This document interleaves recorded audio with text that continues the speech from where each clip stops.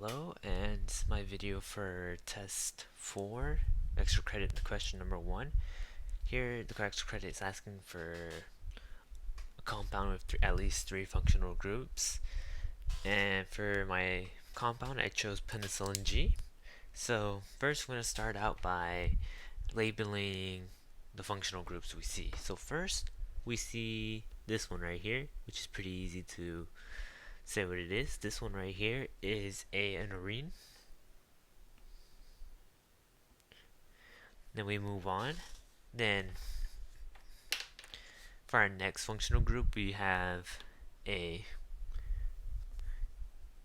amide. Since we have this basically is, so we know it's an amide because there's a O double bond with connected to a C that's also connected to an N that's connected to a H, and that's how we get our amide for this functional group. And also, it also goes for the same over here. We also have another amide since we have a nitrogen, O double bond, carbon, and also with an H. Then for our next functional group, we have, which is pretty similar to, or not similar, but this one right here. It's considered as a dioether.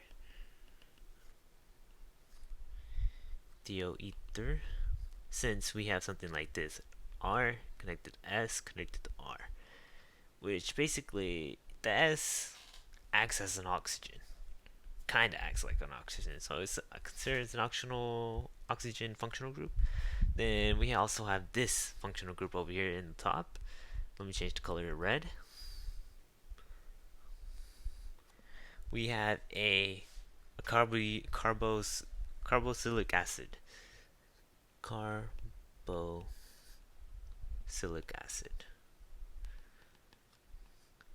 Since we have an O double bond connected to a C that's connected to an OH, and that's how you get the carboxylic acid. So that's it for labeling the functional groups. So now we're gonna start labeling their electron geometry, molecular geometry, and the hybridization. So first, we're gonna start with the arene. So let's start with this one right here. So that blue dot is, we know it's gonna be a EG. So we're gonna start with AG. So there's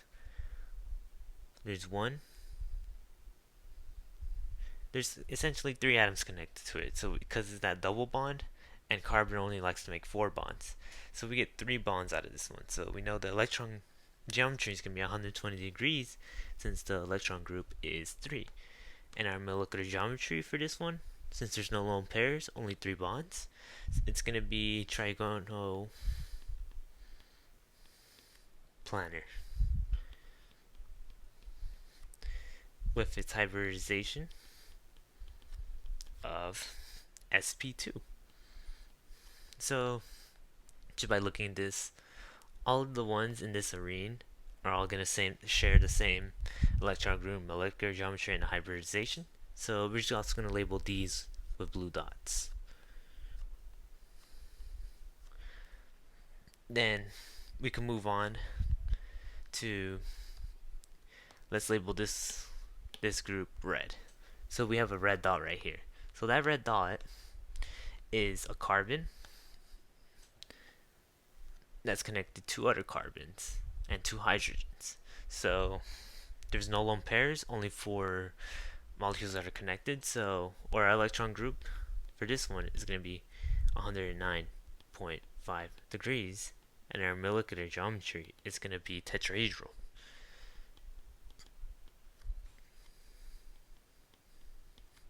And for our hybridization, it's going to be a sp3. So that's our red dot right here. So we could find ones that are similar to our red dot. So the ones that are similar to our red dot are ones over here. This carbon that's connected to, has 3 bonds, and there's an H somewhere connected over here.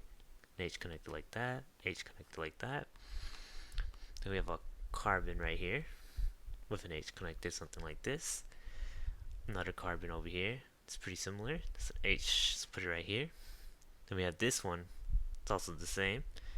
And this one. And this one. That's pretty much it for all our red dots. So our next step is, let's do this O double bond over here. So we'll label it a pink right here. So there's a pink dot. So that pink dot. So let's put it over here. Pink dot. So we know it's an oxygen connected with, or that oxygen has a double bond with a carbon, and oxygen only wants to form 2 bonds. So we know that one atom is going to be connected with 2 lone pairs. So that forms a electron geometry of 120 degrees because this electron group is 3. Then our molecular geometry is going to be linear since we have 1 bonded atom and 2 lone pairs. And hybridization is going to be a sp2. So we look at this whole image, and we look at more where there's possibly more pink dots. So that O double bond was one. Then we go over here, we have another O double bond. Then this sulfur also is going to act pretty similar to it, since sulfur also only wants to have 2 bonds. So this one's going to have 2 bonds, 2 bonds, and 2 bonds and 2 lone pairs. We have that. Then we can also say it goes the same as over here in this O. Then also in this O. Then over here, let's look at the N. So the N is connected to a hydrogen, and the hydrogen is connected to 3 atoms with 1 lone pair. So let's put a green dot here. So green dot. So that green dot over here is gonna be our electron group of 109.5 degrees. Since the electron group is 4, we have 3 bonded atoms and 1 lone pair. Then we go to molecular geometry, and knowing that info, we know it's a trigonal planar with a hybridization of sp2. Green dot there. Then we look at the ones that are also similar to it. So this carbon over here is connected to, since it only wants to form 4 bonds, we know it's connected to 3 atoms and there's a double pair, or a double bond. So it's going to be actually similar to the arenes over here. So put another blue dot here, and another blue dot here. So here is our final image of our compound with its electron geometries, molecular geometries, and hybridization labeled, with its functional groups also labeled. Okay, and this is number 2 for my extra credit video. Draw at least 4 constitutional isomers and name them for C4H7Br. So for this one, I did the math off screen, but we have 1 degree of saturation. So this means that there could be 1 ring or 1 double bond. So for the first isomer, let's do an easy one. 1 ring. So let's do 1 ring. So 1, 2, 3, 4 carbons attached to a Br. So Br. So naming it. So essentially it's pretty easy. We do 1, 2, 3, 4, but isn't no point in putting 2, 3, and 4. So we know this is going to be called 1-bromo cyclobutane. The butane comes from the longest carbon chain, which is, or it was kind of important in numbering it. So 1, 2, 3, 4. Our longest carbon chain is 4, so it's a cyclo, and butane is 4, or our 4 carbons, so butane. Okay. For our second isomer, let's do one ring again. So one ring, but this time I'm gonna make the ring 3 carbons with a carbon sticking out, or a methyl. Should put Me with a Br over here. So we're gonna do the same thing. We're gonna look for the longest carbon chain. It's gonna be 1, 2, 3. You can also compare it to this one, which is just 1. We know the 3 is gonna be bigger since it is gonna win since it's the biggest one. So naming this one is gonna be 1 dash bromo dash 2 dash methyl cyclo. Since the longest carbon chain was 3, it's going to be a propane. Okay, and for our third constitutional isomer of bromo, of the C4HBr is, instead of doing a ring, let's do a double bond. So we have this one over here. So we're going to do 1, 2, 3, or that's 4 carbons with a Br attached over here, Br, and I'm going to put the double bond right here. So first we're going to start out naming the longest carbon chain, which is 1, 2, 3, 4, then counting on the other side. So this one's going to be 1, 2, 3, 4, but we want where there's the smallest numbers, which is the smallest number is in red over here. So for this one, we know there's going to be 2 branches. So the branch is going to be this one right here. I'm going to ignore that double bond, this one right here, and this one right here. So naming it is going to be pretty similar. So we know it's going to be a 1 dash bromo dash 1 butene. But this one right here can also be drawn as with a ring. It's gonna look something like this. I feel like drawing this ring would be much more easier than drawing the one with the double bond. So it's basically 1, 2, 3. It's gonna be the same process with our, oh, forgot to draw the BR, and our methyl right here, which also gives you this name over here. But this one is also the same, or essentially it's the same as this one right here with a ring, but this one has a double bond. They're both essentially the same.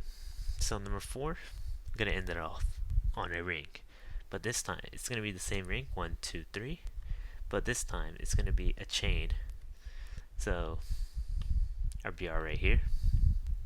So look for the longest carbon chain. This one's just 1 right here. Then we count the ones inside, 1, 2, 3. Longest carbon chain is 3, so we know it's going to be a propane for the end. So for this one, we count the longest branch. We know there's a branching over here at 1, and our methyl. So at these 2 branches is a methyl and a bromine. So right here, we're just going to name it right here, 1 dash bromo dash methyl. And the parent one over here is a cyclopropane. So here, essentially, we're just going to combine both of these right here, and we get a parenthesis 1 dash bromo dash methyl cyclopropane. And these are the 4 different constitutional isomers for C4H7Br.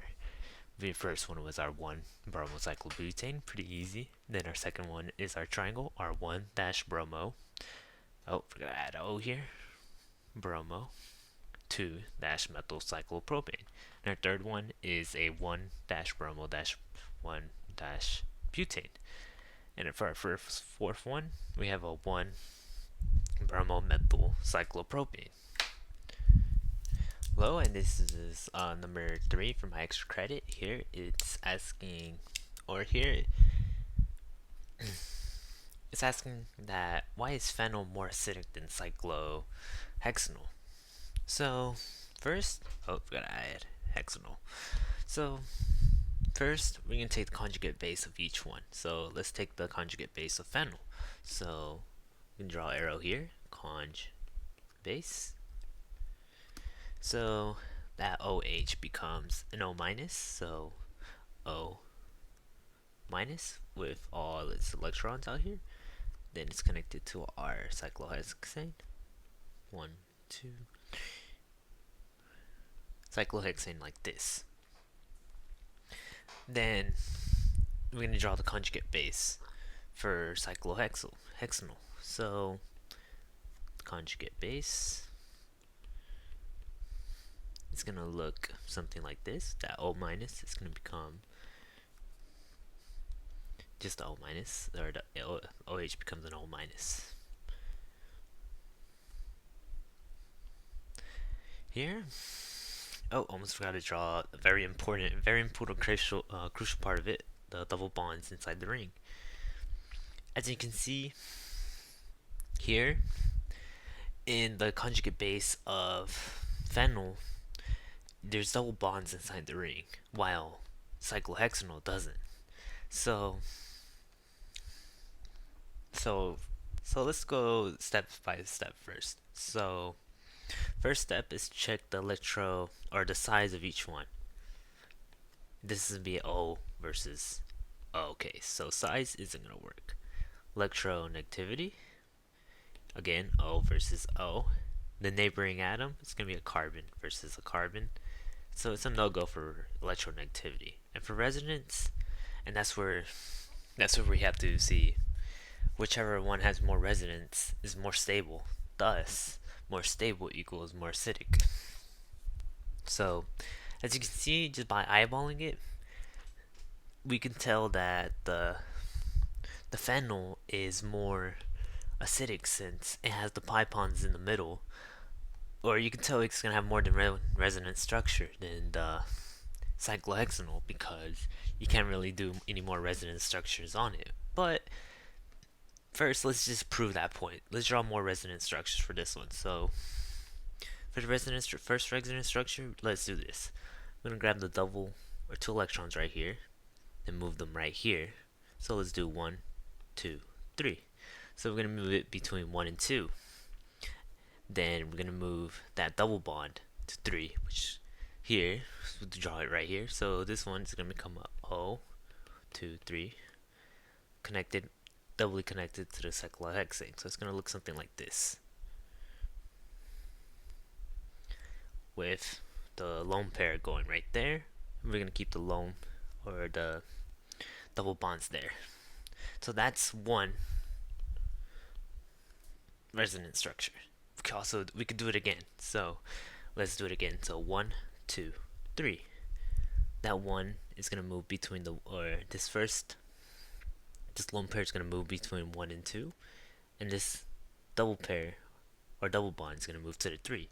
So it's gonna look something like this. So we still have the double O connected, 1, 2, 3, 4, to the cyclohexane, or cyclohexane basically, but do it something like this. So the double bond moves right here, and we have a lone pair right here. Then we can do another. You can do another resonance structure with this. So let's number again. 1, 2, 3. This lone pair is gonna move between the 1 and 2, and between 2 and 3, we get this double pair or double bond move to the 3, and our resonance structure is gonna look like this. Still gonna keep the double O or double bonded O. 1, 2, 1, 2. We're gonna have our ring in the middle. So double bond here, and that double bond is gonna go right here, and our lone pair right there. Oh, let me draw that lone pair a little better. It's gonna look something like this. Then, if we do the 1, 2, 3 system again, so 1, 2, 3, we're gonna move that 1, and it just ends up becoming, we do another loop, and it ends up becoming this one up here again. So in total, for this one, we have a total of 1, 2, 3, 4 resonance structures for our phenyl. So this one has 4 resonance structures, while this one has no resonance structures. So it's going to be a 4 versus 1 case. 4 versus 1. Obviously, we choose the one that has more resonance structures. So more resonance means more stable, but more stable means more acidic. So this is why phenyl is more acidic than cyclohexyl.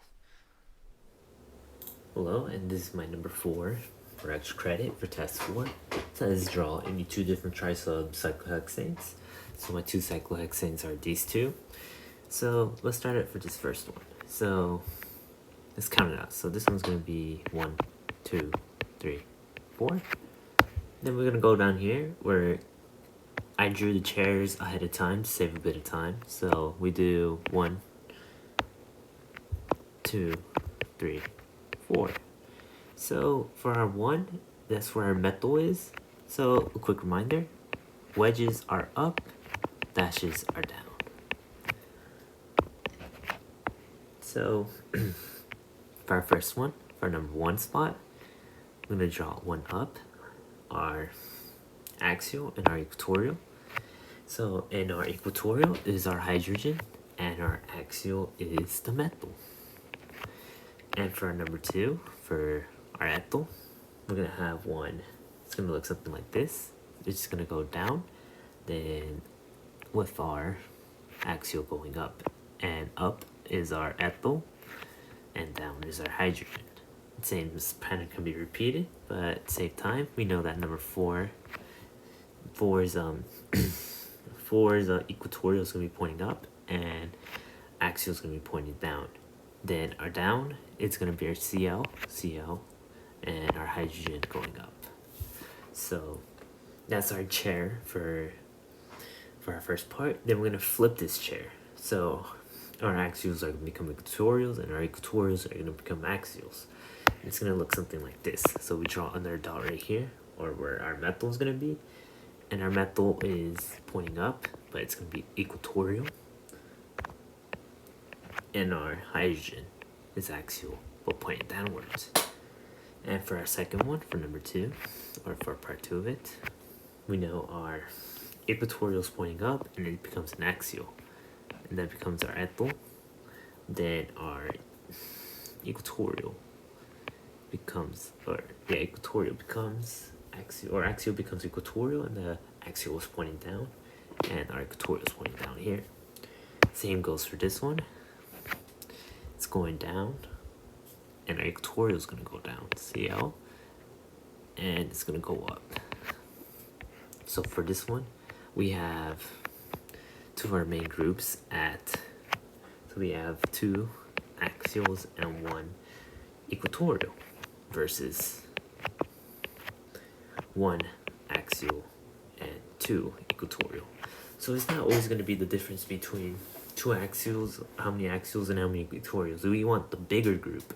So in this case, our bigger group is ethyl to be in our equatorial. So our first chair, this chair right here, is going to be more stable since our bigger group is in the equatorial. So for our second chair, we're going to do this one, this trisub cyclohexane. So we're going to do the same thing. We're going to number them 1, 2, 3. So for our number 1, that wedge is pointing up. So it's going to look something like this. So up, then like that. Our hydrogen's going down, and our methyls going up. Then we're going to have also the same case over here. Equatorial going up, and axial going down. Hydrogen, then our ethyl here. Then over here, our methyl is going to be going up, and our hydrogen going down. I'm going to fix that. Not straight up and down. Up like this, because it's equatorial and methyl, then down for our hydrogen. For our chair flipped, it's also going to be essentially the same thing. So with our methyl going up, but equatorial, and our hydrogen going down, axial. Then our ethyl is going to be pointing up, axial, and down for equatorial for our H. Then same goes for this side. Gonna have a methyl going up and an ethyl going down.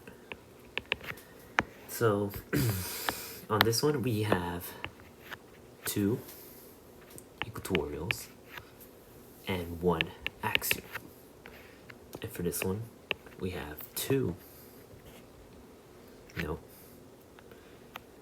1 axial and 2 equatorials. Then for this one, we know this one's gonna be more stable since our bigger groups are ethyl is in equatorial, while this one are ethyl. Oh, let me fix this mistake. This one's supposed to be H. While our ethyl here is axial, and we don't want that. Oh, and let me also fix this right here. Got the numbers fixed. 2 axial and 1 equatorial. So we want our ethyls to be in equatorials, thus making this more stable.